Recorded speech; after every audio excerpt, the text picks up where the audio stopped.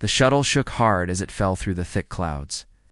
Jake Miller held tight to his seat as the small ship spun out of control. Lightning hit the hull again and again. The storm was much worse than anything they had seen from space. "We're going down," shouted Amy Carter from the pilot's seat. Her hands moved fast over the controls, but nothing worked right. The engine made horrible sounds and thick smoke filled the cabin. "Everyone hold on," Jake yelled to his team. Ben Rodriguez, their doctor, was already strapped in tight. Lisa Wong, their engineer, was trying to fix something in the back of the shuttle, but she had to grab onto the wall when the ship rolled over. The ground came up fast. Jake saw tall purple trees and strange rock formations rushing toward them. The shuttle hit the ground hard, bounced up, then crashed down again. Metal screamed as it bent and broke. The ship slid across the alien soil for what felt like forever before it finally stopped. Jake opened his eyes. His head hurt and he tasted blood in his mouth. Smoke filled the cabin and sparks flew from broken panels. Looked around for his team, Amy, Ben, Lisa. He called out, but only silence answered him. The front of the shuttle was crushed badly. He could not see Amy in the pilot's seat anymore. The back section where Ben and Lisa had been was hidden behind twisted metal and debris. Jake tried to stand, but his left leg burned with pain. He looked down and saw a deep cut on his thigh. Blood soaked through his uniform. He grabbed a piece of cloth from his pack and tied it around the wound to stop the bleeding. The shuttle's emergency systems were dead. No lights, no air recycling, no communications. Worse, he could smell fuel leaking. The ship might catch fire or explode at any moment. Jake knew he had to get out fast. He found his survival pack, an emergency beacon. The beacon's screen was cracked, but it still worked. Jake pressed the distress button and hoped the signal would reach the USS Endeavour in orbit. Then he grabbed his scanner and headed for the emergency exit. The hatch was stuck, but Jake managed. To force it open, hot, humid air rushed in. The sky was a strange green color, and two small suns hung low on the horizon. Purple trees stretched up toward the sky like giant fingers. Strange sounds came from the forest around him. Animal calls, maybe, but unlike anything he had ever heard. Jake limped away from the shuttle as fast as he could. Behind him, small fires started to spread across the wreckage. He wanted to search for his team, but the fuel leak made it too dangerous. The ship could explode any second. He had walked maybe 100 yards when the shuttle blew up. The explosion knocked him to the ground and lit up the forest with orange flames. Jake covered his head as pieces of metal rained down around him. When the noise stopped, he looked back. Nothing was left but burning wreckage and twisted metal. His friends were gone. Amy, Ben, and Lisa were all dead. Jake felt sick and angry, and scared all at once. He was alone on an alien planet with just his survival pack and his weapons. The emergency beacon would tell the ship where he was, but rescue might take days or weeks. Jake checked his scanner. The air was safe to breathe. The gravity was a little less than Earth's normal, which made walking easier, despite his injured leg. The scanner also detected water nearby. That was good. He would need water to survive. He started walking toward the water source. The forest was thick and dark. Vines hung down from the tall trees and strange flowers glowed with soft light. The ground was soft and spongy under his feet. Everything smelled sweet and earthy at the same time. Jake walked for hours. His leg hurt worse with each step, and he was getting tired. The scanner showed he was getting close to the water, but he could not see it yet. The forest seemed to go on forever in all directions. Then he heard something that made him stop. Voices, not human voices, but definitely intelligent speech. Jake crouched behind a large tree and listened carefully. The voices were coming from ahead of him, near where the water should be. Jake moved forward slowly and quietly. He pushed through some thick bushes and found himself looking down at a small valley. A stream ran through the middle of it, with clear blue water flowing over smooth rocks. But that was not what made Jake stare in amazement. There was a village beside the stream. Buildings were unlike anything Jake had ever seen. They looked like they were grown rather than built, with smooth walls that curved and twisted up toward the sky. Soft light came from inside the walls themselves. making the whole village glow with warm colors. People moved around the village, but they were not human. They were tall and thin, maybe 7 feet high, with skin that seemed to shine with its own light. Their faces were narrow, and their eyes were large and dark. They wore clothes that looked like they were made from the same material as their buildings. Jake watched them for a long time. They seemed peaceful. Some were working in gardens near the stream. Others were carrying things from building to building. A few were just sitting and talking together. None of them carried weapons that Jake could see. As Jake watched, one of the aliens looked up in his direction. It was a female, he thought, though it was hard to tell for sure. She had long silver hair and her skin glowed with a soft blue light. She pointed toward the bushes where Jake was hiding and said something to the others. Jake's heart beat fast. He had been seen. He could run, but his leg was hurt and he was tired. He could fight, but there were many of them, and only one of him. Maybe they were friendly. Maybe they would help him. Jake stood up slowly and stepped out from behind the bushes. He kept his hands up to show he was not dangerous.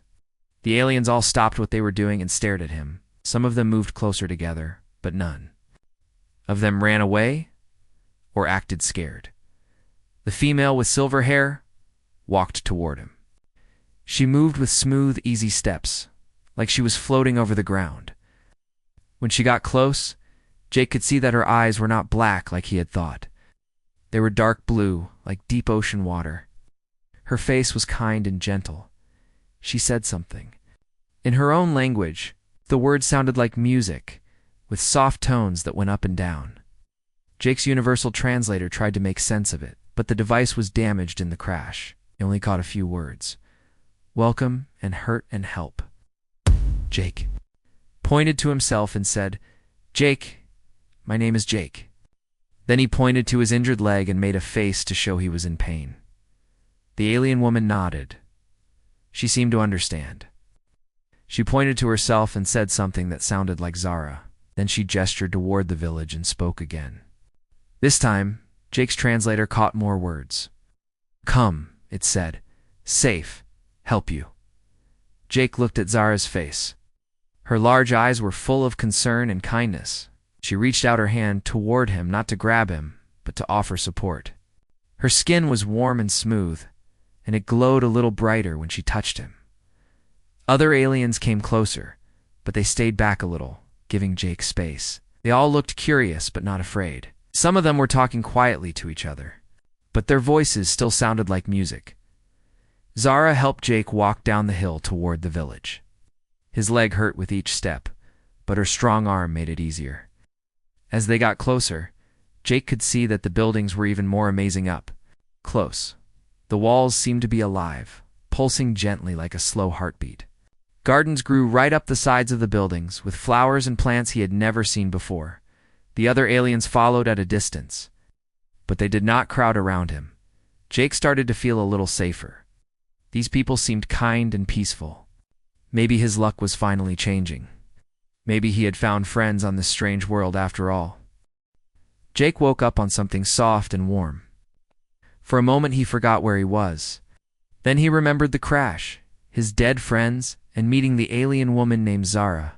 He was in her home now, lying on what seemed to be a bed, though it was unlike any bed he had ever seen. The sleeping surface changed shape as he moved, always staying comfortable. The walls around him glowed with soft pink light that got brighter when he sat up. Everything in the room seemed alive somehow. Even the air felt different, cleaner, and sweeter than outside. His leg felt much better. Jake pulled back the strange blanket that covered him and looked at his wound. Where there had been a deep bleeding cut before, now there was only a thin white line. The alien medicine had healed him in just one night. You are awake, said a musical voice. Zara stood in the doorway, carrying a tray of food. She smiled at him with her large blue eyes. How do you feel? Jake's translator was working better now. Much better, thank you. What did you do to my leg? Our healing gel works quickly on most injuries, Zara said. She set the tray down near him. You must eat. Your body needs energy to finish healing. The food looked strange but smelled good. There were fruits that looked like tiny suns, glowing, yellow and warm to touch. There was also something that looked like bread but was blue in color.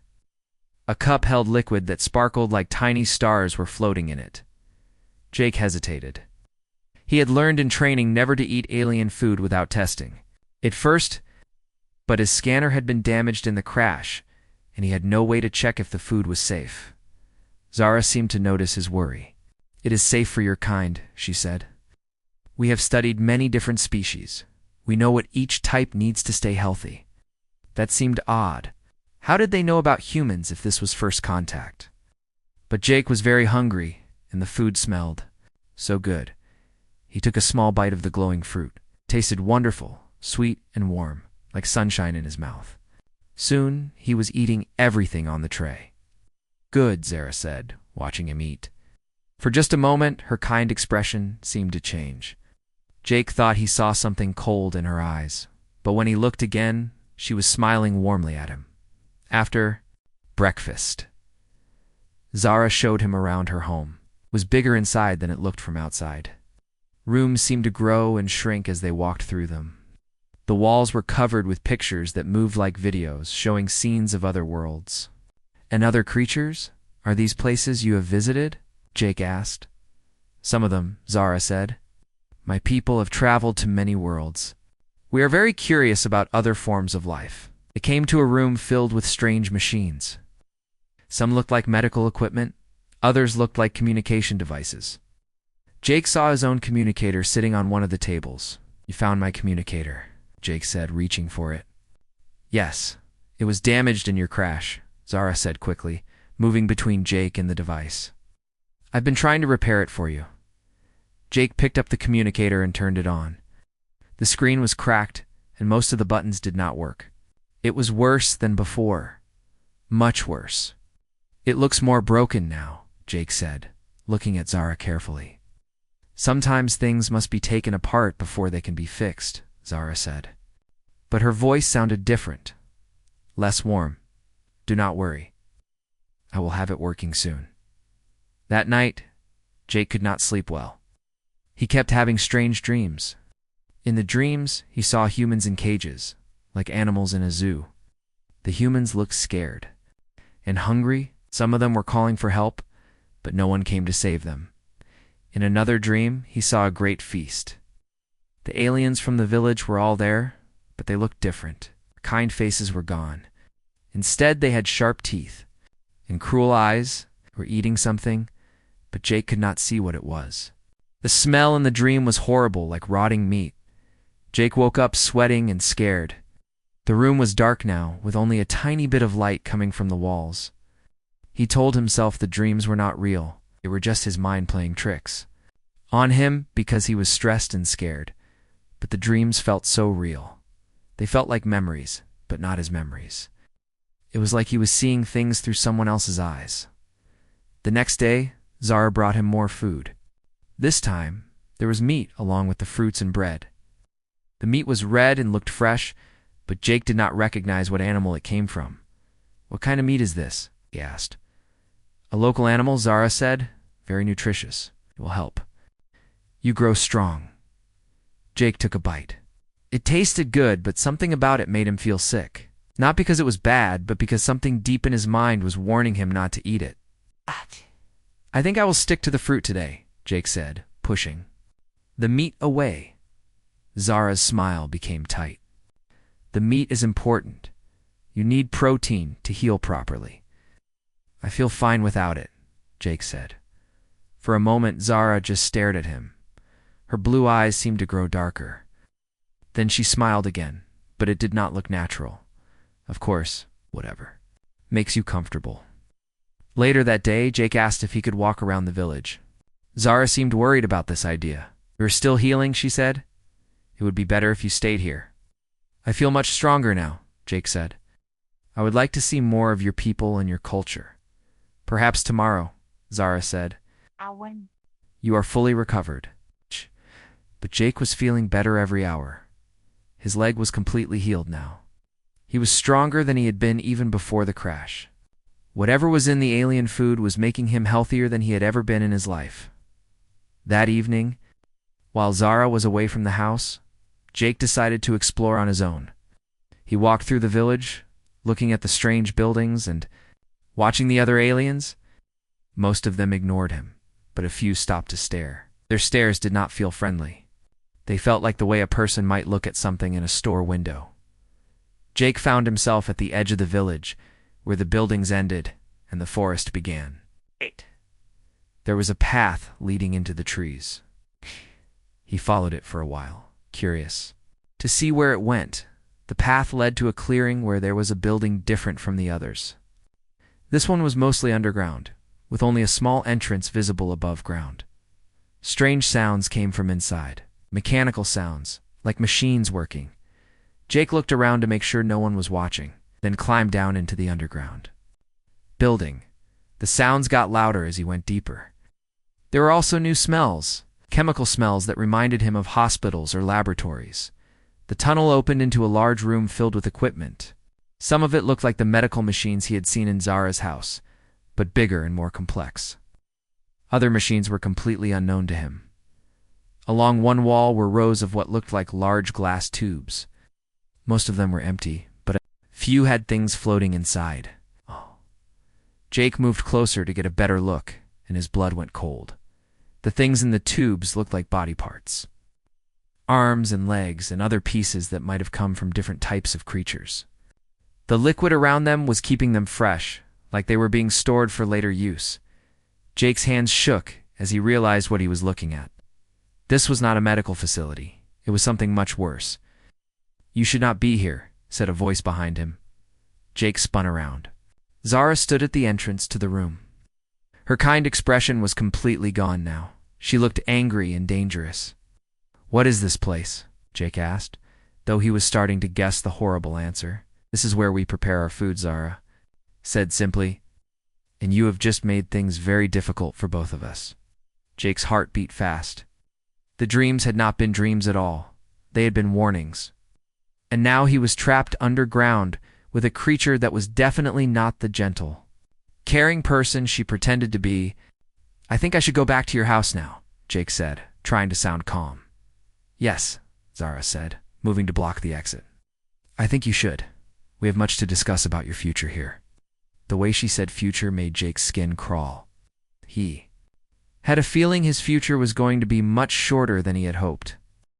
Zara walked slowly toward Jake, her footsteps echoing in the underground room. Her skin no longer glowed with soft light. Instead, it had turned a darker color, almost gray. Her large blue eyes now looked black and cold. "You were not supposed to find this place," she said. Her voice was different too. It still sounded musical, but now it was like a song that made Jake feel afraid instead of calm. "What is this place really?" Jake asked. Looked around for another way out, but Zara was blocking the only exit he could see. "I told you already. This is where we prepare our food." Zara moved closer to one of the glass tubes. Inside, Jake could see what looked like a human arm floating in the strange liquid. "We are very careful about how we store our meals. They're fresh is always best." Jake felt sick. "Those are people. You're talking about eating people, not people," Zara said, as if Jake was being foolish. "Food. There is a difference. People are what we call ourselves. Food is what we call everything else. But we can think. We can talk. We have feelings and families and dreams." Zara tilted her head like she was trying to understand.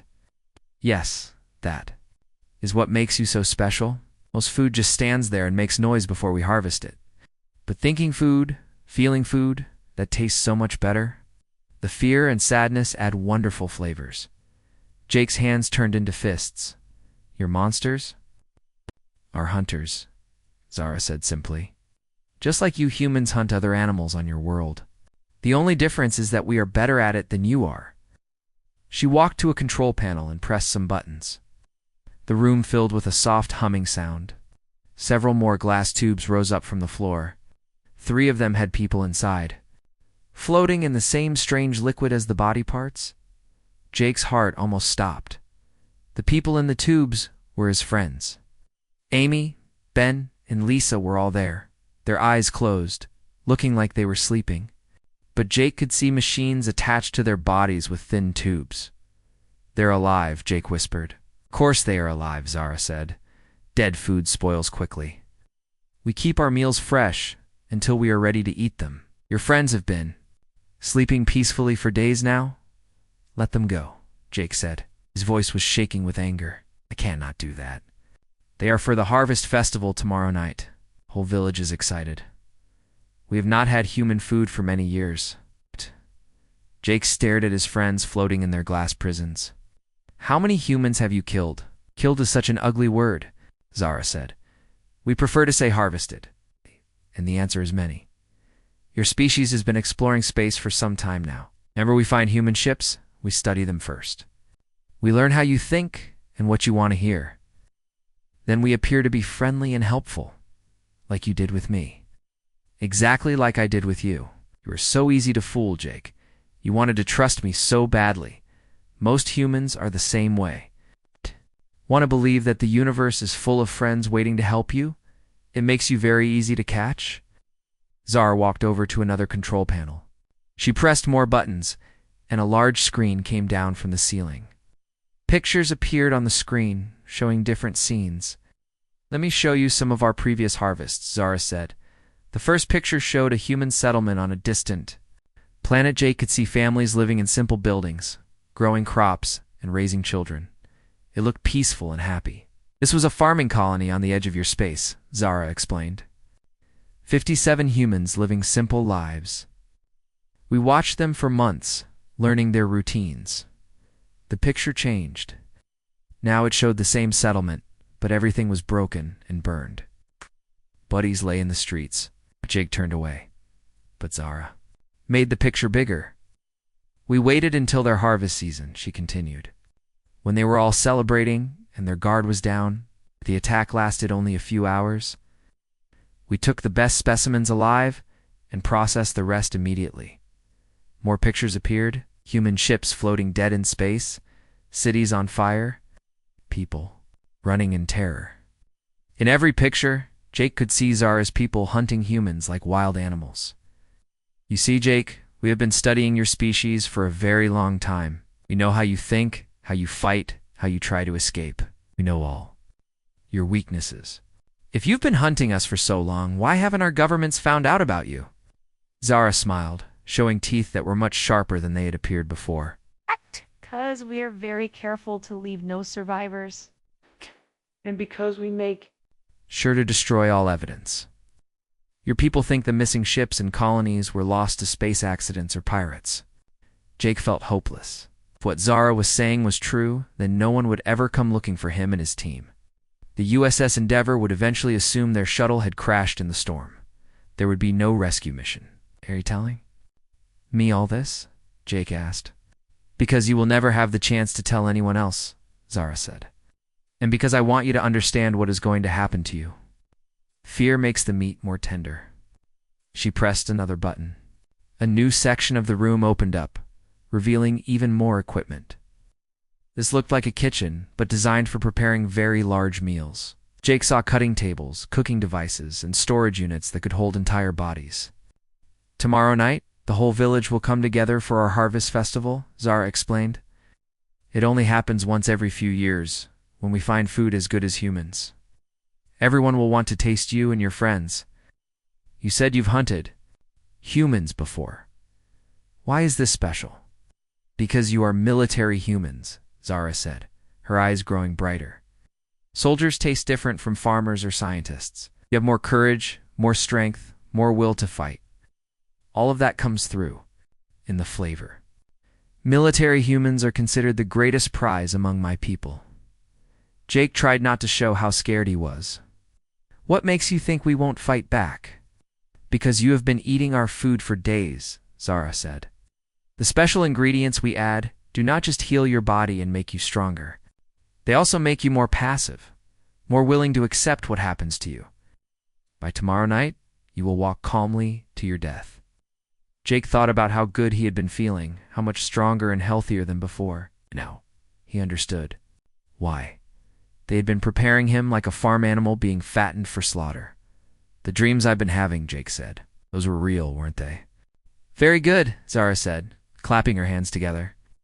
Yes, those were memories from previous human meals. Our food preparation process sometimes creates connections between different minds. You have been seeing the last thoughts of humans we harvested before you. Jake remembered the dreams of people in cages, of the terrible feast, of the fear and hopelessness. Those had been real people, real experiences of terror and death. There is one more thing I want to show you, Zara said. She led him to the back of the room, where there was a smaller chamber. This is where we keep our most special ingredients. She opened the door and Jake saw shelves lined with jars. Each jar contained something floating in liquid. His eyes adjusted to the dim light. Jake realized what he was looking at. Human brains. Dozens of them, all preserved and labeled with names and dates. We keep the brains separate, Zara explained. They are a delicacy that only the village elders get to enjoy. But first, we extract all the memories and knowledge from them. That is how we learn so much about human behavior and technology. Backed away from the horrible sight. You're completely insane. We are efficient, Zara corrected. We waste nothing. Your bodies will feed our people. Your brains will give us knowledge. Your memories will help us hunt more of your kind. Even your fear and pain will season the meal. Duh. She walked back to the control panel and started pressing buttons again. It is time for you to return to your tube, Jake. You have seen enough. Two of the larger glass containers opened up, releasing clouds of strange-smelling gas. Jake realized they were meant for him and his conscious participation in his own capture. I won't get in there, Jake said. But you will, Zara said. Her skin began to glow again, but this time with a harsh red light. The gas will make you sleepy and cooperative. In a few minutes, you will do whatever I ask you to do. The gas was spreading through the room. Jake could smell it now, sweet and thick. He was starting to feel dizzy, and his thoughts were becoming fuzzy. But somewhere deep in his mind, under the artificial calm that the alien food had created, Jake's military training was fighting back. He had been a soldier for 15 years. He had survived battles and missions that should have killed him. He was not going to die as food for alien monsters, as the gas made him feel sleepy and weak. Jake pretended to be more affected than he really was, stumbled and swayed, making Zara think her drugs were working. That's good, Zara said, moving closer to him. Just relax and let it happen. Fighting will only make things worse for you. Jake waited until she was close enough. Then he grabbed a heavy tool from one of the work tables and swung it as hard as he could at Zara's head. The tool connected with a wet crack. Zara screamed and fell to the floor, her skin flickering between different colors. Strange blue blood poured from her head. Jake ran to the control panel and started pressing buttons, trying to free his friends. Alarms began to sound throughout. The underground facility, soon the whole village would know that their prize meal was trying to escape. Jake's hands shook as he pressed buttons on the alien control panel. The alarms were getting louder and he could hear voices shouting outside. Red lights flashed all around the underground room, making everything look like it was covered in blood. Zara was still on the floor, but she was moving now. Blue liquid leaked from her head wound and her skin kept changing colors. She made angry sounds that Jake's translator could not understand. The tubes, Jake said to himself, trying to stay calm. Have to get them out of the tubes. He found a button with a picture that looked like an opening door. When he pressed it, the glass containers holding his friends started to drain. Strange liquid flowed out through pipes in the floor. Amy, Ben, and Lisa slowly sank down as the liquid level dropped, but they were not waking up. The machines attached to their bodies were still working, keeping them asleep. Jake looked for a way to disconnect the machines without hurting his friends. You cannot save them, Zara said from the floor. Her voice was weak but full of hate. The sleep machines will kill them if you remove them wrong. Jake ignored her and kept working. He was a soldier, not a doctor, but he had basic medical training. The machines looked complicated, but the connections to his friends' bodies were simple tubes and wires. He started with Amy. Very carefully, he removed the breathing tube from her mouth. Then he disconnected the wires attached to her arms and chest. Amy coughed, and her eyes started to open. Jake, she said weakly. What happened? Where are we? We're in trouble, Jake said. working on Ben's connections. The aliens who saved us are not friendly. They want to eat us. Eat us. Amy tried to sit up, but she was too weak. That's impossible. I wish it was, Jake said. Ben was waking up now too, coughing and looking around with confused eyes. Jake moved to Lisa's tube as he worked on her connections. He heard footsteps in the tunnel outside. The other aliens were coming. You are too late, Zara said. Was sitting up now, holding her bleeding head. People know you are here. They will not let you escape. Jake got Lisa awake just as the first aliens appeared at the entrance to the room. There were 6 of them, all looking angry and dangerous. Their skin was the same dark gray color as Zara's, and their eyes were black and cold.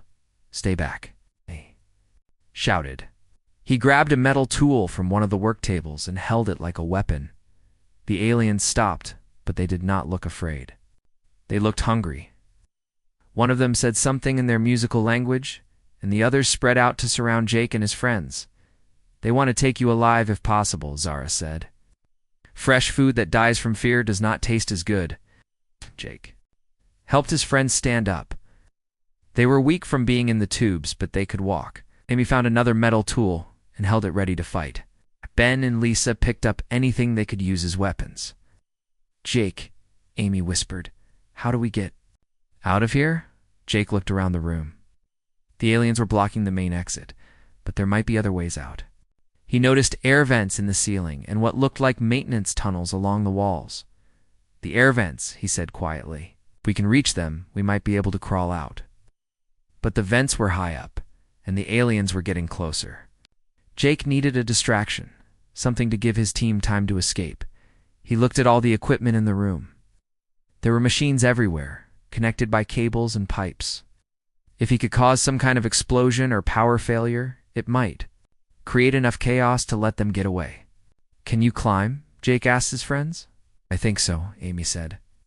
Ben and Lisa nodded, though they still looked very weak. Jake spotted a large machine that looked like it controlled power for the whole room. It had warning symbols on it and thick cables going in all directions. If he could damage it the right way, it might overload and cause problems. When I say run, head for that air vent over there, Jake told his friends. He pointed to a vent above some tall equipment. Get inside and keep crawling until you find a way out. What are you going to do? Lisa asked. Something stupid, Jake said. He ran toward the power machine, swinging his metal tool at the control panel. Sparks flew everywhere as he smashed buttons and screens. The aliens shouted and started running toward him. Jake hit the main power cables with his tool. More sparks shot out, and several lights in the room went dark. Some of the other machines started making loud beeping sounds. Run, Jake yelled. Amy, Ben, and Lisa ran toward the air vent while the aliens were distracted by Jake's attack on their equipment. Amy was the strongest of the 3, so she boosted Ben up to the vent first. Then Jake kept hitting the power machine. One of the cables he cut must have been important, because suddenly half the equipment in the room shut down. The glass tube stopped working, and several of the machines caught fire. An alien grabbed Jake from behind, but Jake spun around and hit it in the face with his tool.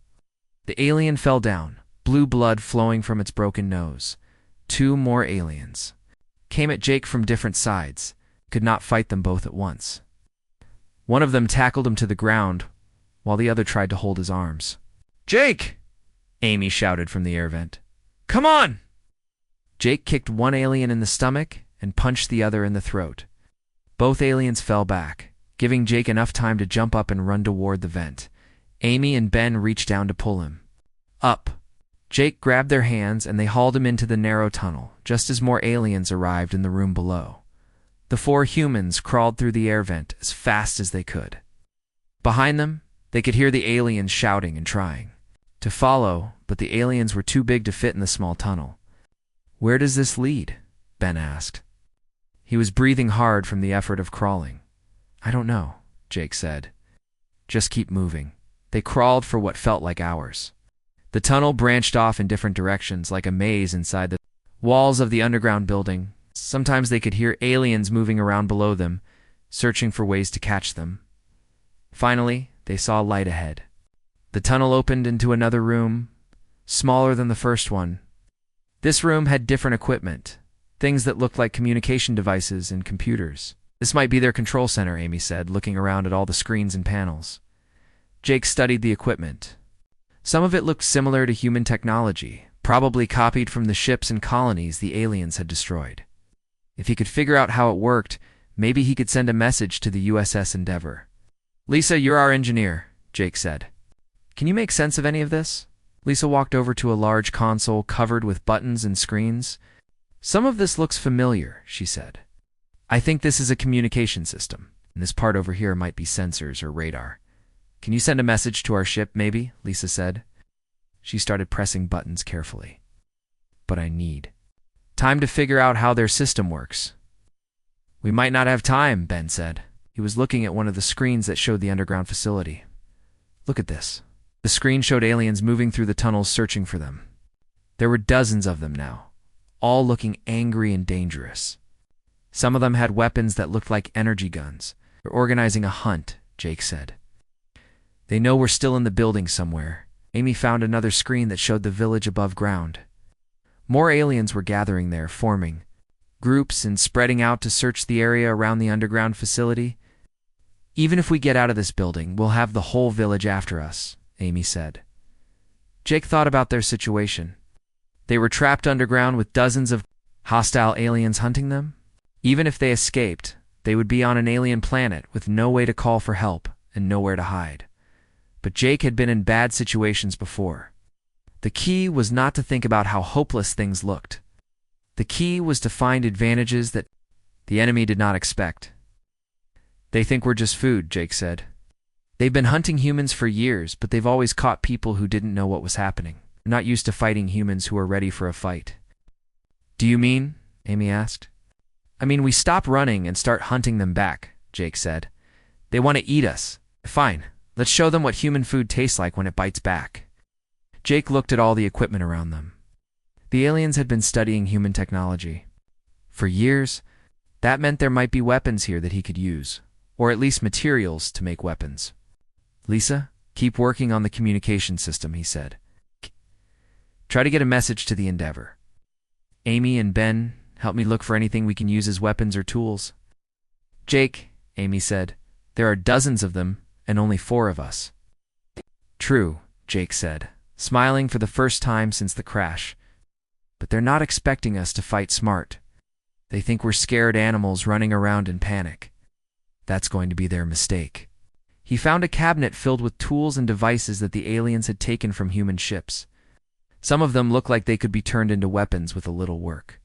Besides, Jake said, picking up what looked like a portable cutting torch, we're not just fighting for our lives anymore. We're fighting for every human who's going to come to this planet after us. If we don't stop these things here, they'll keep hunting our people forever. Jake's friends looked at him with new determination. In their eyes, were tired and scared, but they were also angry. Angry humans, Jake knew, were very dangerous things. Jake found what he was looking for in the alien control room. Among all the stolen human equipment were 3 emergency flares and a small explosive device meant for clearing rocks during mining operations. It's not much, but enough to start a war. Lisa, how's that communication system coming? Jake asked, while he examined the mining explosive. I think I've got it working, Lisa said, her fingers moving over the alien controls. The signal is weak, but I might be able to reach the Endeavor. Good. Send them our location and tell them we're under attack by hostile aliens. Tell them to bring weapons.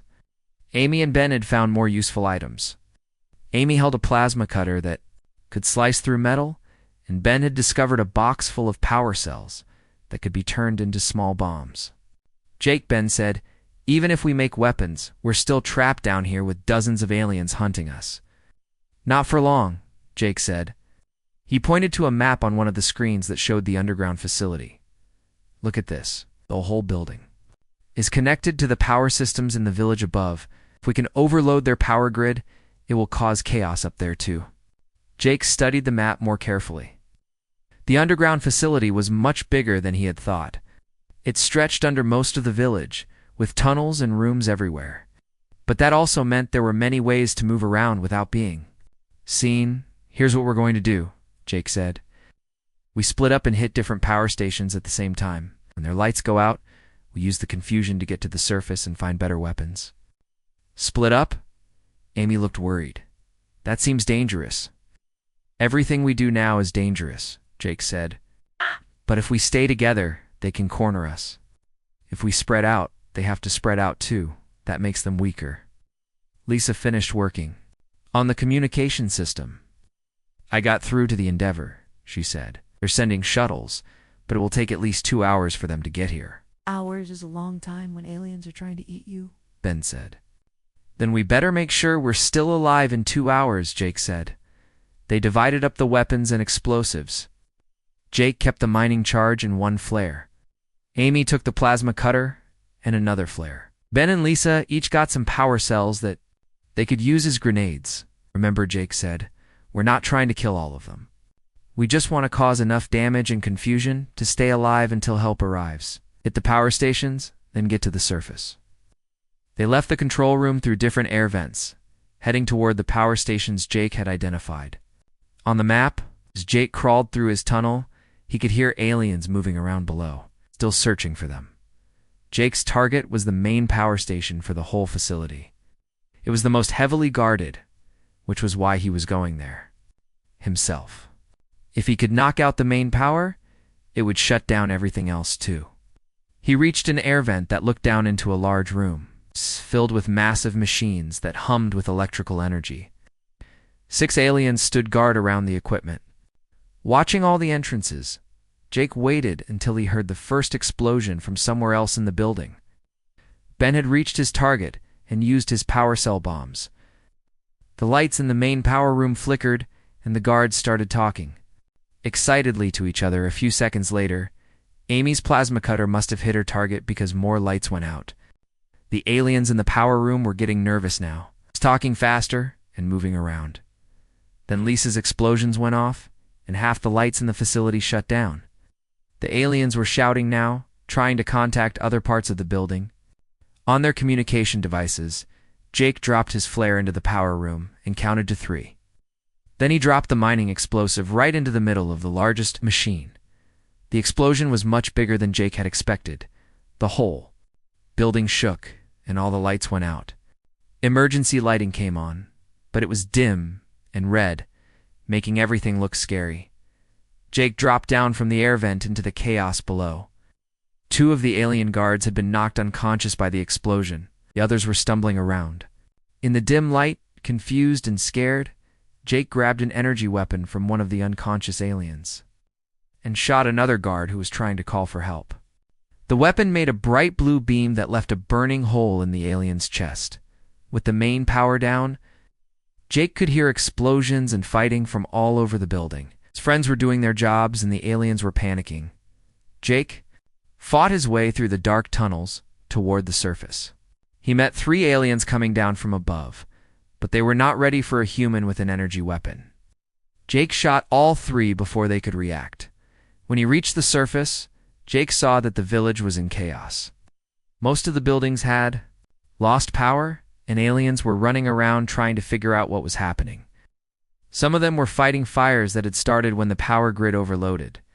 Amy reached the surface about the same time as Jake, coming up from a different tunnel entrance. She still had her plasma cutter and had found another energy weapon somewhere. "Where are Ben and Lisa?" Jake asked. "I don't know," Amy said. "I heard more explosions from their areas, but I haven't seen them." Jake and Amy moved carefully through the dark village, looking for their friends and trying to avoid the aliens who were still searching for them. Many of the buildings were damaged from the power overloads, and several were on fire. They found Ben first. He was hiding behind a burning building, wounded but alive. An alien had shot him in the shoulder with an energy weapon, but he could still fight. Lisa went toward the communication tower, Ben said, pointing across the village. She wanted to try to boost the signal to the Endeavor. The communication tower was on the other side of the village, and there were many aliens between them and it. But Jake could see lights flashing from the tower, which meant Lisa had probably reached it. "We have to get to her," Jake said. They moved through the village like soldiers in a war zone, using the burning buildings for cover and avoiding groups of aliens. The aliens were starting to organize now, forming hunting parties to search for the humans. When they reached the communication tower, they found Lisa on the top level, working frantically with the equipment. She had managed to boost the signal, and Jake could hear human voices coming from the speakers. "This is Captain Martinez of the USS Endeavor," a voice said. "We have your location and are approaching fast. Hold your position." "How fast?" Jake called into the communicator. 20 minutes, the captain replied. "Can you hold out that long?" Jake looked around the village. Dozens of aliens were moving toward the communication tower now, all carrying weapons. Some of them looked different from the others, bigger and more dangerous, like alien soldiers. "We'll try," Jake said. The aliens attacked the tower from all sides. Jake and his team fought back with their stolen weapons, shooting down at the attackers from the high windows. But there were too many aliens, and they kept coming. "They're going to overrun us," Amy said, shooting another alien who was trying to climb the outside of the tower. "Not if I can help it," Jake said. He had one more explosive device, a power cell that Ben had given him. If he could get it to the right place, he might be able to take out a large group of aliens at once. Jake ran down to the lower level of the tower, where the aliens were trying to break in. Could see at least 20 of them gathered around the entrance, all armed and ready to storm the building. Jake set the power cell to overload and threw it into the middle of the group.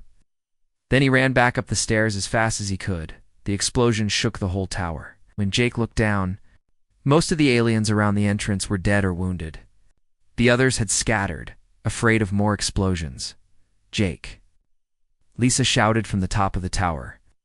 "Look." Jake looked up at the sky and saw the most beautiful sight of his life. 3 human shuttles were dropping through the clouds, their weapons already firing at aliens on the ground. The shuttles landed in the village square, and human soldiers poured out, carrying automatic weapons and wearing full combat armor. The aliens, who had been confident hunters just minutes before, found themselves facing trained human warriors who were very angry about what had happened to their people. The battle was short and one-sided. The aliens were used to hunting helpless prey, not fighting soldiers. Within minutes, most of them were dead or running away into the forest. Zara tried to escape in the confusion. But Jake saw her limping toward the trees. He chased after her, still carrying his energy weapon. "You said humans were just food," Jake said when he caught up with her. "Said we were easy to catch because we wanted to trust everyone." Zara turned to face him. Her skin was gray, and her eyes were full of hate. "You got lucky," she said. "My people have been hunting for thousands of years. We will find other humans to eat." "No," Jake said, "you won't." He shot Zara with the energy weapon, but he aimed for her legs, not her chest. She fell to the ground, wounded but alive. "You're going to tell us where the other hunting colonies are," Jake said. "You're going to help us save every human you've ever captured. And then you're going to spend the rest of your life in a human prison, thinking about all the people you killed?"